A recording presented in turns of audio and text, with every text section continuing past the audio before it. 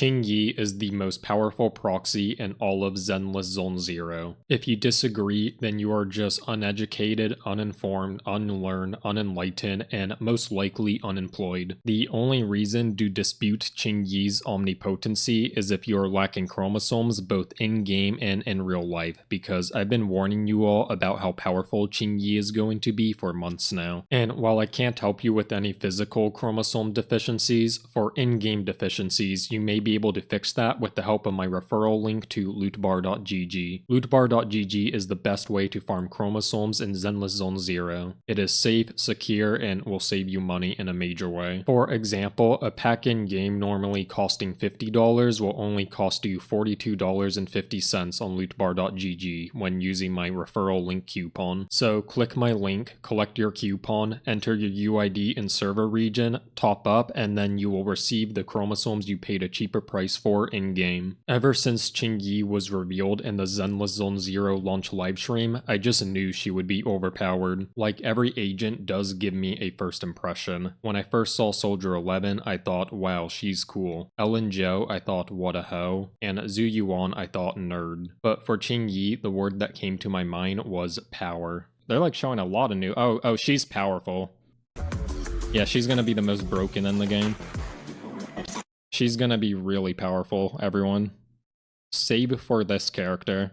As many of my viewers already know, I do possess a certificate in body language reading, and that is probably why I was able to tell by just the way Qingyi composes herself she emitted an aura of powerfulness. First off, notice how Qingyi always disassociates herself from the rest of the group, in this image with physical distance, and in this image by half looking away. This suggests that Qingyi is the lone wolf within the pack, and while the other agents are more openly posed and are brandishing their weapons in an insecure way, Qingyi's pose is very minimal and calm, and she's casually wielding her weapon with only one hand, hinting at her strength. But she doesn't do this in a showy way. Qingyi does not need to be flashy, as she can let her power speak for itself. She has very similar body language to the omnipotent anime mage Frieren, and the devs giving a reference to this confirms this is all on purpose. I won't get into Sozo no Frieren spoilers here since you all should go watch it, but just know that Frieren is a mage that reserves her omnipotency and omnisciency for when it's needed. And Susan Young acknowledges Qingyi's superiority by respecting her as a life coach, allowing Qingyi to take charge in dire situations, and even verbally admitting inferiority. I'm your captain, right? If someone has to take responsibility for this mess, it should be me. Besides, your physical abilities are much better than mine. Your physical abilities are much better than mine. Much better than mine. Much better than mine.